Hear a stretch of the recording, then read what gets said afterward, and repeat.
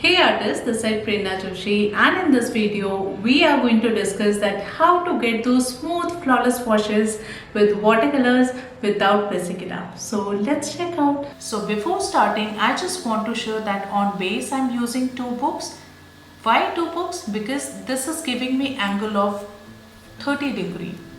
30° angle is very important for especially when we are going with the washes, because this is the ideal elevation where water can slowly go down. If the same technique we do on flat surface, so it might be possible that you can get the watercolor blooms here and there in your paper, or your paper can buckle it up. So to avoid those, 30° is always the ideal angle so that water can come very slowly down.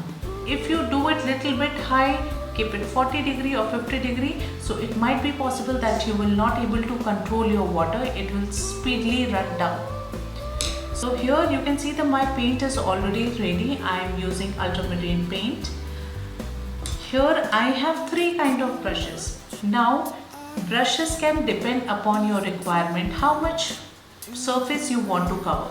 If you are working on the smaller surface, so this number is enough, this is number 4.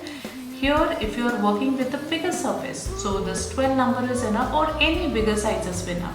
Or if you are working with the more larger surface area, you want to cover that area in small time, so then this flat brush is enough or a bigger size is enough. Now you want round brush or you want flat brush, that completely depends upon you, how you handle your brush. So make sure that you are experimenting with different brushes, so you get idea which brush is working for you. So for this practice I am using this brush which is number 12, and now I have a good amount of paint here. You should prepare this paint in advance so you are not running out of paint in middle while doing your practice or while doing your painting. So it's always important that prepare the good batch of color in advance. Now here what I am going to do, I am going to overload my brush with paint, and I am simply going to start. So for this I am starting from point A to point B. Again I am going to start from point B to point A. So I am just overlapping, 100% overlapping is happening here. Why? Because I am looking for this watercolor bead. This bead which is forming here, I am looking for this. Now I can again start from point A to point B, and this time I am going down with half overlapping. Again starting from point A to point B, again from point A to point B, point B to point A. This way you can go back and forth.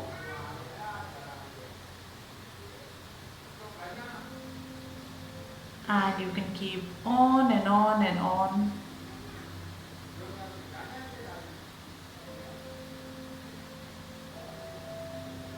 This might look easy in starting, but actually you need a good practice for this. And now rest I am going to dab it in my paper towel. Remove all the extra water and paint from your brush, and then simply I am going to pick this water with my brush very gently. Now you can see there is no water left, no paint left here. At this moment, if you feel like that there is some issue in middle, so just wait for a while. Don't try to fix it on the spot, because you can get different type of strokes here, or it can be possible that you will get some patches which looks very harsh. So for now just give it a good time, let it heal completely, and then again we'll come back and we'll add the second layer. Now we have almost given 20 minutes for our paper to heal, to dry completely, and it's time to go back again and add another layer of paint. Now why it is important to add another layer of paint? Because if there are some flaws in first layer, maybe some stroke, maybe some granules, textures, so just to cover those flaws we can add another layer of paint. and it completely depends upon what is your requirement. You can go up to 4 layers, 5 layers, 6 layers depending upon your requirement. So let's see how we can start with another layer. It's completely dry.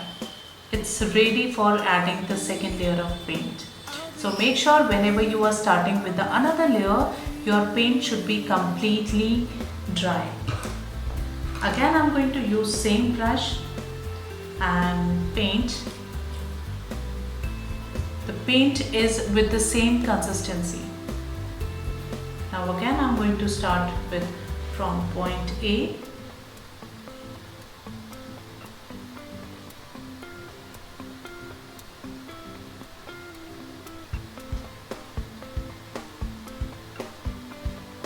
Again, starting from point A.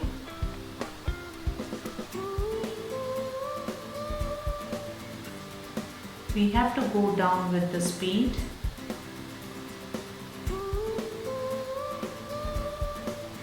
And whatever the flaws we can see in first layer, it will totally cover in second layer.